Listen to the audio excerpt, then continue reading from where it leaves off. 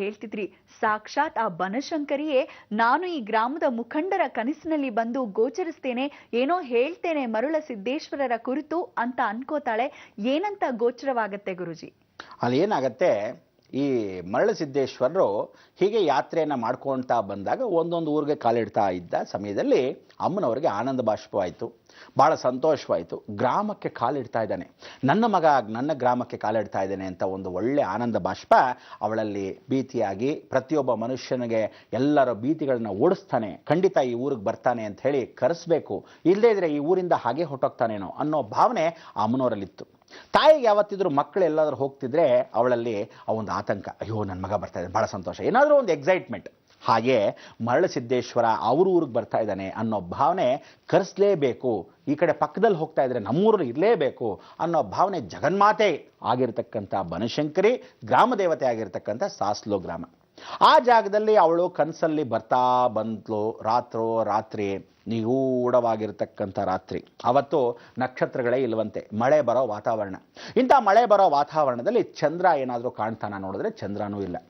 ಆದರೆ ಅವತ್ತಿನ ದಿವಸ ಏನಾಯಿತು ಅಂದರೆ, ಇಡೀ ಜಗತ್ತು ಪ್ರಸಿದ್ಧವಾಗಿರೋ ಹಾಗೆ, ಇಡೀ ಜಗತ್ತು ಪ್ರಕಾಶಮಾನವಾಗೋ ಹಾಗೆ ಆ ಒಂದು ತೇಜಸ್ಸು ಆಕಾಶ ಮಾರ್ಗದಲ್ಲಿ ತ್ರಿಕೋಣಾತ್ಮಿಕ ದೀಪಿಕಾ. ಅವಳು ನೋಡಿ, ಒಂದು ತ್ರಿಕೋಣ ಆಕಾರದಲ್ಲಿ ಒಂದು ದೀಪ ಬೆಳಗ್ದ ಹಾಗೆ ಆಕಾಶ ಮಾರ್ಗದಲ್ಲಿ ತೋರಿಸೋದು. ರಾತ್ರಿ ಮಲಗಿರ್ತಕ್ಕಂಥ ಮುಖಂಡರು ಕೆಲವರೆಲ್ಲ ಹಳ್ಳಿ ಕಡೆ ಕಟ್ಟೆ ಮೇಲೆ ಮಲಗಿರ್ತಾರೆ. ಹಾಗೆ ಮಲಗಿದ್ದಾಗ ಆ ಊರು ಪಂಚಾಯತರು ಹಾಗೆ ಕಟ್ಟೆ ಮೇಲೆ ಮಲ್ಕೊಂಡು ವಿಶ್ರಾಂತಿ ತಗೊತಾ ಇದ್ರು ರಾತ್ರಿ. ಹಾಗೆ ಹೀಗೆ ನಿದ್ದೆ ಬರಲ್ಲ ಕೆಲವರಿಗೆ, ಒದ್ದಾಡ್ತಿರ್ತಾರೆ, ಸೊಳ್ಳೆ ಕಾಟನೋ ಯಾವುದೋ ಒಂದು ಕಾಟ, ಮನೆ ಚಿಂತನೆನೋ ಹೀಗೆ ಇರುತ್ತೆ.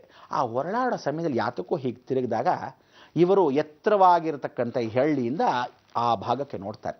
ನೋಡಿದಾಗ ಏನೋ ಬೆಳಕು ಬರ್ತಾ ಇದೆಯಲ್ಲ, ಆ ಬೆಳಕು ವಿಶಾಲವಾಗ್ತಾ ಇದೆಯಲ್ಲ ಅಂತ ನೋಡ್ತಾರೆ. ಅಗೋಚರವಾಗಿರ್ತಕ್ಕಂಥ ಒಂದು ಧ್ವನಿ ಅಲ್ಲಿಂದ ಕೇಳಿಸುತ್ತೆ. ಇವರು ಬರೀ ತನಗೆ ಮಾತ್ರ ಕೇಳ್ತಾ ಇದೆ, ಏನೋ ವಿಶೇಷ ಅಂದ್ಕೊಂಡು ತಾನು ನೋಡ್ತಾ ಇದ್ದಾರೆ. ಹಾಗೆ ಪಕ್ಕದಲ್ಲಿ ಪಂಚಾಯಿತಿಯಲ್ಲಿ ಕೂತ್ಕೊಳ್ತಕ್ಕಂಥ ಪಂಚರು ಅಂದರೆ ಒಂದು 5 ಜನ ಕೂತಿರ್ತಾರೆ, ದೊಡ್ಡ ದೊಡ್ಡ ಮುಖಂಡರು. ಒಬ್ಬೊಬ್ಬರಿಗೂ ಅದೇ ರೀತಿಯಾದ ತನ್ನ ಭಾವನೆಯಲ್ಲಿ ಅವರವರ ಮನೆಯಲ್ಲಿ, ಅವರವರ ಕಟ್ಟೆ ಭಾಗದಲ್ಲಿ, ಅವರವರ ನಿವೇಶದಲ್ಲಿ ನಡೀತಾ ಇದೆ. ಏನಂತ, ಪ್ರತಿಯೊಬ್ಬನಿಗೂ ಅದೇ ದರ್ಶನ, ಪ್ರತಿಯೊಬ್ಬನಿಗೂ ಅದೇ ವಿಶೇಷವಾಗಿರ್ತಕ್ಕಂಥ ಒಂದು ರಹಸ್ಯ, ಅದೇ ಪ್ರಕಾಶಮಾನವಾಗಿರ್ತಕ್ಕಂಥ ಗೋಚರ. ಆ ಗೋಚರದಲ್ಲಿ ತಾಯಿ ಹೇಳ್ತಾ ಇದ್ದಾಳೆ, ನೋಡಿ ನನ್ನ ಮಗನಾಗಿರ್ತಕ್ಕಂಥ ಸಿದ್ದೇಶ್ವರನೋ ಈ ಭಾಗದಲ್ಲಿ ಬರ್ತಾ ಇದ್ದಾನೆ. ಬರುವಾಗ ನೀವೆಲ್ಲ ಹೋಗಿ ಅವನಿಗೆ ಆಹ್ವಾನ ಮಾಡಿ ಪಲ್ಲಕ್ಕಿಯಲ್ಲಿ ಕೂಡಿಸ್ಕೊಂಡು ಗೌರವದಿಂದ ಕರ್ಕೊಂಡು ಬರಬೇಕು. ಕರ್ಕೊಂಡು ಬಂದು ನನ್ನ ಸಾನ್ನಿಧ್ಯದಲ್ಲಿ ನೀವು ಅವನು ಬಿಟ್ಟಾಗ, ಅವನು ಆ ಕೈಯಿಂದ ಪೂಜೆಯನ್ನು ಮಾಡಿಸಿದಾಗ ಈ ಊರಿಗೆ ಒಳ್ಳೆಯದಾಗತ್ತೆ. ನಾನು ಗ್ರಾಮ ದೇವತೆ ಆಗಿರ್ತಕ್ಕಂಥವಳು ನಿಮಗೆಲ್ಲರೂ ಆಜ್ಞೆ ನೀಡ್ತಾ ಇದ್ದೀನಿ ಅಂತ ಹೇಳ್ತಾಳೆ. ಭಾಳ ಸಂತೋಷ. ಈ ಮುಖಂಡರು ಏನೋ ಆಶ್ಚರ್ಯವಾಗಿರ್ಬೋದು ಅಂತ ಹೆಂಡತಿನ ಹೋಗಿ ಕೇಳಿಬಿಟ್ಟು, ನೋಡೇ ನಂಗೆ ಒಂದು ವಿಶೇಷವಾಗಿ ಕನಸು ಬಿದ್ದಿತ್ತು, ಭಾಳ ಸಂತೋಷ, ನಾನು ಇದರ ವಿಚಾರ ಎಲ್ಲ ಮುಖಂಡರಿಗೆಲ್ಲ ತಿಳಿಸ್ಬೇಕು. ಇವರು ಏನೋ ಇನ್ನೊಂದು ಮುಖಂಡರಿಗೆ ಹೋಗಿ ತಿಳಿಸ್ಬೇಕು, ಅವರು ಆ ಪ್ರಶ್ನೆಯನ್ನು, ಆ ಉತ್ತರವನ್ನು ಅವ್ರು ಕೊಡ್ತಾ ಇದ್ದಾರೆ. ಪಕ್ಕದ ಊರಿಗೆ ಹೋಗೋಣ ಅಲ್ಲಿ. ಹೀಗೆ ಎಲ್ಲ ಸುತ್ತಮುತ್ತಲೂ ಇರತಕ್ಕಂಥ ಸಾಸ್ಲು ಗ್ರಾಮದಲ್ಲಿರ್ತಕ್ಕಂಥ ಎಲ್ಲ ಜನಗಳಿಗೆ, ಅಂದರೆ ಮುಖಂಡರು ಎಲ್ಲ ಹಿರಿಯರು ಯಾರ್ಯಾರಿದ್ರು ಎಲ್ಲರೂ ಸ್ವಪ್ನದಲ್ಲೂ ಎಲ್ಲರಿಗೂ ಗೋಚರವಾಗಿರ್ತಕ್ಕಂಥ ನಿಜವಾದ ಸಂಗತಿ ಅವ್ರಿಗೆ ಗೋಚರವಾಯಿತು. ಹೀಗೆ ಭಾಳ ಚೆನ್ನಾಗಿ ಗೋಚರವಾಗಿರ್ತಕ್ಕಂಥ ವಿಚಾರವನ್ನು ಅವರೆಲ್ಲರೂ ಪಂಚಾಯಿತಿಯಲ್ಲಿ ಕೂತ್ಕೊಂಡು ನಿರ್ಧರಿಸ್ತಾರೆ. ಬನ್ನಿ ಆ ಸಿದ್ಧರನ್ನ ಸ್ವಾಗತಿಸೋಣ, ಹೋಗಿ ಪ್ರಶ್ನೆ ಕಳ್ಕೊಂಡು ನಮಸ್ಕಾರ ಮಾಡ್ಕೊಂಡು ಬಂದ್ಬೇಡ. ಅಮ್ಮನವ್ರು ಹೀಗೆ ಹೇಳಿದ್ರು, ಅದೇನು ನಿಜವೋ ಅಥವಾ ನಮಗೆ ಭ್ರಾಂತಿನೋ, ಎಲ್ರಿಗೂ ಹೀಗೆ ಕೇಳ ಕಾಣಿಸಿದೆ, ಸಿದ್ದೇಶ್ವರನ ಕೇಳಬೇಡ ಅಂಥೇಳಿ ಆ ಕಡೆ ಹೋಗ್ತಾರೆ. ದ್ವಾರದ ಹತ್ರ ಆ ಊರಿಗೆ ಕಾಲಿಡ್ತಾ ಇದ್ದಾರೆ ಮರಳಸಿದ್ಧರು. ಭಾಳ ಸಂತೋಷ. ಸಿದ್ಧಸ್ಗೆ ಎಲ್ಲರೂ ಸಾಷ್ಟಾಂಗ ನಮಸ್ಕಾರ ಹಾಕಿದ್ರು. ನಮಸ್ಕಾರ ಹಾಕಿ, ಸಿದ್ಧರೇ ಭಾಳ ಸಂತೋಷ, ತಾವು ಈ ಊರಿಗೆ ಬರ್ತಾ ಇದ್ದೀರ, ನೀವು ಈ ಊರಿಗೆ ಬರ್ತಾ ಇರೋದಕ್ಕೆ ಭಾಳ ಸಂತೋಷ ಅಂತ. ನಾನು ಈ ಊರಿಗೆ ಬರ್ತಾ ಇಲ್ವಲ್ಲ ಅಂದರೆ, ಇಲ್ಲ ಅಮ್ಮನವ್ರ ಆಜ್ಞೆ ಆಗಿದೆ ಅಂತ ಹೇಳ್ತಾರೆ. ಹೌದೇ, ಯಾರು ಅಂದಾಗ ಆಗ ಸಾಕ್ಷಾತ್ ನಮ್ಮ ಗ್ರಾಮ ದೇವತೆ ಆಗಿರ್ತಕ್ಕಂಥ ಬನಶಂಕರಿನೇ ಆಜ್ಞೆ ಮಾಡಿದ್ರು. ತಾಯಿ ಜಗನ್ಮಾತೆ ನನ್ನನ್ನು ಕರೆದ್ರೆ, ಅಯ್ಯೋ ಎಷ್ಟು ಜನ್ಮದ ಪುಣ್ಯ ನನಗೆ ಅಂಥೇಳಿ ಸಿದ್ದೇಶ್ವರರು ಓಡೋಡಿ ಬರ್ತಾರೆ ಆ ದೇವಸ್ಥಾನ ಹತ್ರ. ಆ ಗ್ರಾಮದ ಹತ್ರ ಬಂದು ಅವರ ಸಾಷ್ಟಾಂಗ ನಮಸ್ಕಾರ ಹಾಕಿ, ಅಮ್ಮ ನನ್ನನ್ನು ನೀನು ಕರೆಸ್ಕೊಳ್ಳೋ ಅಷ್ಟು ಭಾಗ್ಯ ಈ ಊರಿಗೆ ಜನಗಳಿಗೆ ಎಲ್ಲರಿಗೂ ಮುಖಂಡರಿಗೂ ಹೇಳಿ ಕರೆಸ್ಕೊಂಡಿದ್ಯಾ, ಭಾಳ ಸೌಭಾಗ್ಯ. ನಾನು ಎಷ್ಟೋ ಜನ್ಮದ ಪುಣ್ಯ ಮಾಡಿದರೆ ಮತ್ತೆ ಭೂಲೋಕಕ್ಕೆ ನಿನ್ನ ದರ್ಶನವಾಯಿತು, ಮತ್ತೆ ನಾನು ನಿನ್ನ ಎತ್ಕೊಂಡು ಓಡಾಡ್ದಂಗೆ ಆಯಿತು ಅಂಥೇಳಿ ಆ ನಂದೀಶ್ವರನು ತಾನು ಸ್ಮರಣೆ ಮಾಡ್ತಾನೆ ತನ್ನ ಪೂರ್ವ ಜನ್ಮದ ಒಂದು ಸುಕೃತ. ಆ ಜನ್ಮ ಇನ್ಯಾವುದೋ ಸಾಕ್ಷಾತ್ ನಂದೀಶ್ವರ. ಅದಕ್ಕೆ ತನ್ನ ಜನ್ಮದ ಜ್ಞಾಪಕ ಶಕ್ತಿ ಯಾವತ್ತೋ ಒಬ್ಬ ಮನುಷ್ಯನಿಗೆ ಬರುತ್ತೆ, ಯಾವಾಗ ನಾವು ಏನಾಗಿರ್ತೀವಿ, ಹೋದ ಜನ್ಮದಲ್ಲಿ ಏನಾಗಿರ್ತೀವಿ, ಅದಕ್ಕೆ ಹೋದ ಜನ್ಮದಲ್ಲಿ ಏನಾಗ್ತೀವಿ, ಯಾವತ್ತಾದ್ರೂ ಒಂದು 6 ಸೆನ್ಸು ಆಕ್ಟಿವೇಶನ್ ಆಗುತ್ತೆ ಪ್ರತಿಯೊಬ್ಬ ಮನುಷ್ಯನಿಗೆ. ಆಗ ಮನಃಶಾಂತಿ ಸಿಗತ್ತಂತೆ, ಎಲ್ಲೋ ಹೋದಂಗಿರುತ್ತಂತೆ, ಎಲ್ಲೋ ಒಂದು ಆನಂದ ಅಂತೆ. ಅದಕ್ಕೆ ಕೆಲವರಿಗೆ ನಿದ್ದೆಯಲ್ಲಿ ಕೂಡ ನೀವು ನೋಡ್ಬೋದು, ಚಿಕ್ಕ ಮಕ್ಕಳು ಚಿಕ್ಕ ವಯಸ್ಸಲ್ಲಿ ಹೊಸದಾಗಿ ಹುಟ್ಟಿದ್ರೆ ನೋಡ್ಬೋದು, ನಗತ್ತೆ. ಯಾಕೆ ನಗತ್ತೆ ಅಂದರೆ ದೇವರುಗಳು ಮಾತಾಡ್ತಿರ್ತಾರಂತ ಅವ್ರ ಜೊತೆಗೆ.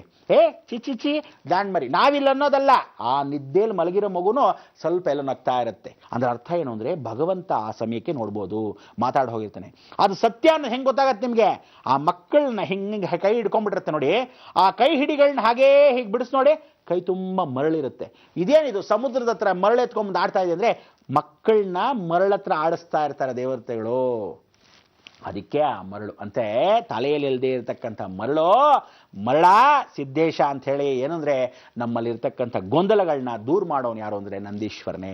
ಪ್ರದೋಷ ಕಾಲಕ್ಕೆ ಜೀವನದಲ್ಲಿ ಇವತ್ತು ನಂದೀಶ್ವರನ ಪೂಜೆ ಹೆಚ್ಚಾಗಿ ಮಾಡ್ತಾ ಇರ್ತಕ್ಕಂಥದ್ದು. ಎಲ್ಲ ಹಸುಗಳನ್ನ ಎಷ್ಟು ಜನ ಕಾಪಾಡಿ. ಇವತ್ತು ಫಸಲು ತೆಗಿಬೇಕಂದ್ರೆ ಎತ್ತಬೇಕು.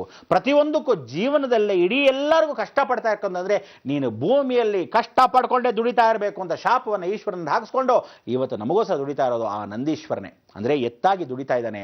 ಇವತ್ತಿನ ದಿವಸ ರೈತರು ಏನು ನಾವು ಒಂದು ಹೊಪ್ಪತ್ತು ಊಟ ಮಾಡ್ತಾ ಇದ್ದೀವಿ ಆ ರೈತರಿಂದಾನೆ. ಕಷ್ಟಪಡ್ತಾರೆ ಆ ರೈತರು. ಆದರೆ ಒಂದು ಚೂರಾದರೂ ನಿಮ್ಮ ಯೋಗ್ಯತೆಗೆ ಆ ರೈತರಿಂದ ಮಧ್ಯದಲ್ಲಿ ಮೀಡಿಯೇಟರ್ಸ್ ಇರ್ತಾರೆ ನೋಡಿ, ದರ್ದದವರು ಏನು ದುಡ್ಡು ಸಂಪಾದನೆ ಮಾಡ್ತಾರೆ. ಆ ರೈತನಿಗೆ ಅದರ ಒಂದು ಕಾಲು ಭಾಗ ಸಿಗಲ್ಲ. ಅದಕ್ಕೆ ಹೇಳೋದು, ಇನ್ನು ಮೇಲೆ ಜನಗಳು ನಾವುಗಳು ಏನು ಮಾಡಬೇಕು ಅಂದರೆ ಪ್ರತಿಯೊಂದು ಹಳ್ಳಿಗಳಿಗೆ ಹೋಗಿ ಆ ಹಳ್ಳಿಗಳಿರ್ತಕ್ಕಂಥ ರೈತರಿಗೆ ಅಕಸ್ಮಾತ್ ನಮಗೆ ಬೇಕಾ ನೇರವಾಗಿ ಅಲ್ಲೇ ಕೊಂಡ್ಕೊಳ್ಳೋಣ. ತರಕಾರಿ ಬೇಕಾ ಫ್ರೆಶ್ ಆಗಿ ಕೊಂಡ್ಕೊಳ್ಳೋಣ, ಹಣ್ಣುಗಳು ಬೇಕಾ ಫ್ರೆಶ್ ಆಗಿ ಕೊಂಡ್ಕೊಳ್ಳೋಣ, ಭತ್ತ ಬೇಕಾ ಆ ಊರಲ್ಲೇ ಹೋಗಿ ತಗೊಳ್ಳೋಣ.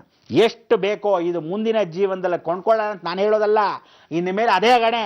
ಯಾಕೆ ಅಂದರೆ ಕರೆಂಟ್ ಇರಲ್ಲ. ಕರೆಂಟ್ ವಿಶೇಷ ಹೋಗ್ತಾ ಇದೆ, ಈಗ ಜ್ಞಾಪಕ ಬರ್ತಾ ಇದೆ. ಎಲ್ಲೆಲ್ಲಿ ಒದ್ರೆ ಏನೇನಾಯ್ತು ಅಂತ ಆವಾಗ ಗೊತ್ತಾಗ್ತಿರುತ್ತೆ. ಊರಲ್ಲಿ ಕರೆಂಟ್ ಹೋದಾಗ ಕಾರ್ಯಕ್ರಮ ನೋಡೋಕ್ಕೂ ಒಂದೊಂದ್ಸಲಿ ಕರೆಂಟ್ ಇರಲ್ಲ ನಿಮಗೆ. ಅದಕ್ಕೆ ಹೇಳೋದು, ನಡೆಯೋ ಸತ್ಯ ಘಟನೆ ಒಂದೇ ಸಲಿನೂ ಹೋಗಲ್ಲ, ಒಂದೇ ಸಲ ನಡೆಯಲ್ಲ, ಪ್ರತಿಯೊಂದು ನಡೀತಾ ಬರುತ್ತೆ. ಹಾಗೆ ಸಿದ್ದೇಶ್ವರಿಗೆ ಅರಿವಾಯಿತು, ನನ್ನ ತಾಯಿ ಜಗನ್ಮಾತೆಗೆ ನಾನು ಎತ್ಕೊಂಡು ಹೋಗ್ತಾ ಇದ್ದೀನಿ, ಈ ಗ್ರಾಮ ದೇವತೆ ಇಲ್ಲೇ ಕೂತಿಯಾಳೆ ಅಂತ ಒಂದು ಸಾಷ್ಟಾಂಗ ನಮಸ್ಕಾರ ಹಾಕಿ ಮಂಗಳಾರತಿನ ಮಾಡ್ತಾಳೆ. ಆಗ ಅವ್ರು ಹೇಳ್ತಾರೆ ಊರಿನವರೆಲ್ಲ, ಈ ಒಂದು ಸೂಸಲು ಅಂದರೆ ಈ ಮುದ್ದಿನ ತಾಯಿ ಇಷ್ಟು ಮುದ್ದಾಗಿದ್ದಾಳೆ, ನನ್ನ ಮುದ್ದಾಡಿ ಆ ಮಗುನ ಹೇಗೆ ಊರನ್ನ ಕರೆಸ್ಕೊಂಡ್ಲು, ಬಹಳ ಸಂತೋಷ.